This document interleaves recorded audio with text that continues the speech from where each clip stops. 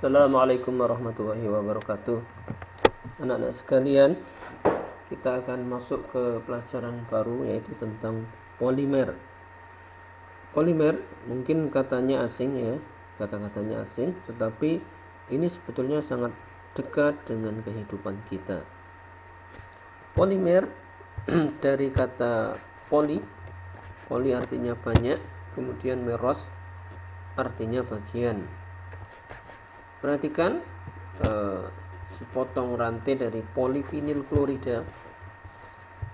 Nah, ini rantai yang panjang ini ternyata terdiri atas bagian-bagian yang berulang ya, bagian-bagian. Yang tengah ini C yang tidak ditulis ya, C. Atau kalian melihatnya seperti ini ya. Boleh sana, boleh ke sana ya, atau yang ke kiri ini. Satu bagiannya ini namanya adalah monomer ya, sehingga polimer pengertiannya adalah molekul yang besar, makromolekul yang tersusun atas bagian-bagian atau unit-unit yang kecil yang sama yang disebut dengan monomer.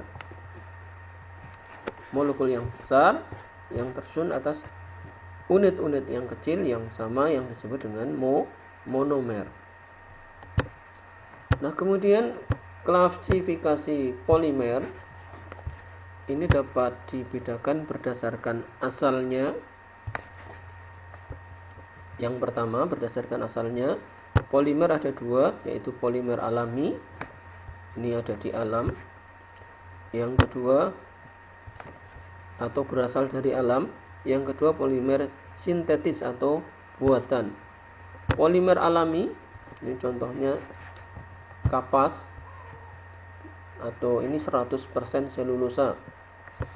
Kemudian yang kedua, amilum atau pati. Nah, ini amilum tersusun atas monomer-monomer yang berupa monosakarida. Ini monosakarida yang berupa glukosa. Monosakarida ada 3. Nah, ini glukosa, fruktosa, dan galaktosa. Nah, pada amilum ini tersusun atas monomernya, monosakaridanya adalah glukosa. Contoh yang ketiga, karet atau getah karet. Kemudian yang berikutnya, polimer alami adalah sutra. Ini adalah kepompong ulat sutra ya. Kemudian yang kedua tadi polimer buatan. Contohnya apa? Polietilena. Nah, ini sangat sering kita lihat dalam kehidupan kita jumpai ya. Pernah ya? Disingkat PE ya. Kemudian contoh kedua, polipropilena. Nah, ini kalian sering melihat benda-benda seperti ini. Nah, yang ini mungkin sering menggunakan ya dahulu. Disingkat PP ya. Kemudian berikutnya polivinil klorida. Ini juga sering kita jumpai ini yang mungkin di pipa pralon, kemudian talang. Nah, ini ada tulisannya PVC. Kemudian berikutnya ada tetron. Tetron ini merupakan sejenis kain ya, sejenis kain. Ini mungkin digunakan untuk kaos ya. Ini adalah tetron. Kemudian satu lagi dakron ya. Nah, dakron contohnya seperti ini. Nah, ini contoh penggunaannya ya.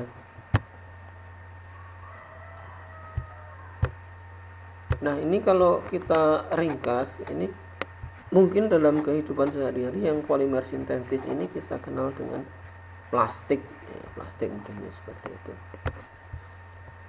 Kemudian klasifikasi kedua berdasarkan sifatnya terhadap panas. Kebanyakan plastik ini tidak tahan panas, tapi ada plastik-plastik yang tahan panas. Contohnya apa? Contohnya bakelit ya. Bakelit ini contohnya digunakan untuk stop kontak. Ini voltasenya tinggi, maka ini bendanya, barangnya harus dibuat dari yang tahan panas. Nah ini ya contoh-contoh. Karena penampilannya yang menarik, ini juga kadang dibuat untuk kancing ya. Kemudian contoh yang kedua, teflon. Nah teflon ini mungkin paling sering kita jumpai ya, ini misalnya untuk melapisi penggorengan, rice cooker, kemudian bagian bawah setrika ini menggunakan teflon. Kemudian yang ketiga, melamin. Melamin ini juga tahan panas. Ini contohnya digunakan untuk apa ya? Ini mok ya, mok, piring. Nah, tapi benda-benda dari melamin kalau pengolahannya tidak baik, ini bisa mengandung formalin. Ini sangat berbahaya bagi kesehatan. Nah, ini terutama kalau pengolahannya tidak baik. Ini penampilannya juga menarik, ini maka kadang dibuat untuk keperluan yang lain. Nah, ini saja mungkin yang polimer yang tahan panas, dan kebanyakan polimer adalah termasuk jenis polimer yang termoplas yang tidak tahan panas. Seperti ini polietilena, polipropilena, polivinil klorida, tetron, dacron. Ini merupakan contoh-contoh polimer yang tidak tahan panas atau termoplas.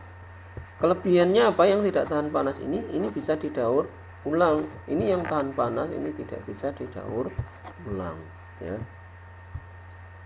Kemudian berdasarkan reaksi pembentukannya, polimer dapat diklasifikasikan menjadi dua, yaitu polimer adisi dan polimer kondensasi. Pada polimer adisi, monomernya ini berupa ikatan rangkap.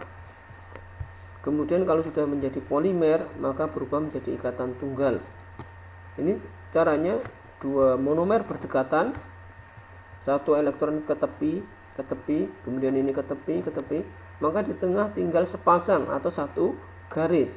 Nah ini karena berdekatan ini membuat garis lagi, maka ini membentuk rantai. Ini semakin banyak monomernya, maka semakin panjang rantainya. Kalau ada N monomer akan membentuk sebuah rantai sepanjang N. Monomernya etena atau etilena, kemudian polimernya tinggal menambahi kata polietilena, polietena atau polietilena ya. Kemudian contoh yang kedua, nah ini propilena. Ini ikatan rangkap ya. Maka ini nanti kalau bergandeng berubah menjadi ikatan tunggal. Jadi ciri utamanya ikatan rangkap berubah menjadi ikatan tunggal dan tidak ada produk samping. Monomernya propilena berubah menjadi polipropilena. Ini contohnya pertama apa? PE, kedua PP, kemudian ketiga ini teflon, politetrafluoroetilena ya. Kemudian ini adalah karet alam isoprena, nanti polimernya menjadi poliisoprena ya. Kemudian contoh berikutnya polimetil metaakrilat. Ini contoh atau mika ya, mika. Ini penggunaannya mungkin untuk kap lampu, ini untuk apa? Ini pada aksesoris komputer mungkin ya, kipas dan sebagainya, lampu. Ini adalah contoh-contoh polimer adisi.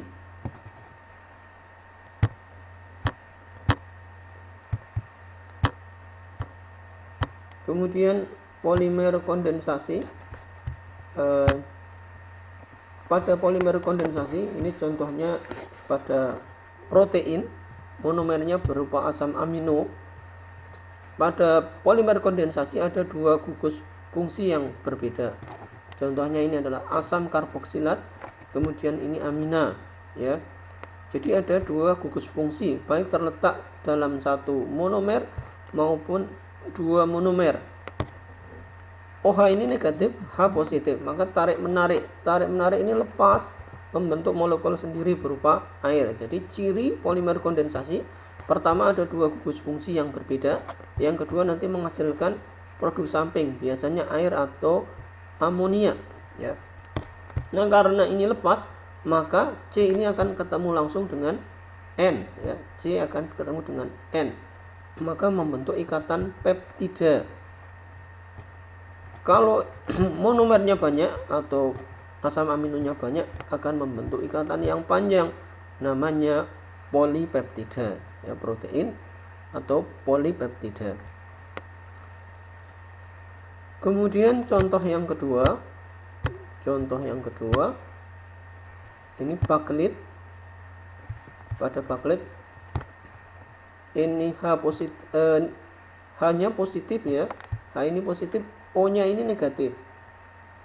Maka ini tarik menarik membentuk air, sehingga ini akan langsung ketemu dengan C, ini ketemu dengan C di sini, ya. Ini adalah contoh baklit. Kemudian ini dakron. Ini caranya sama, ya.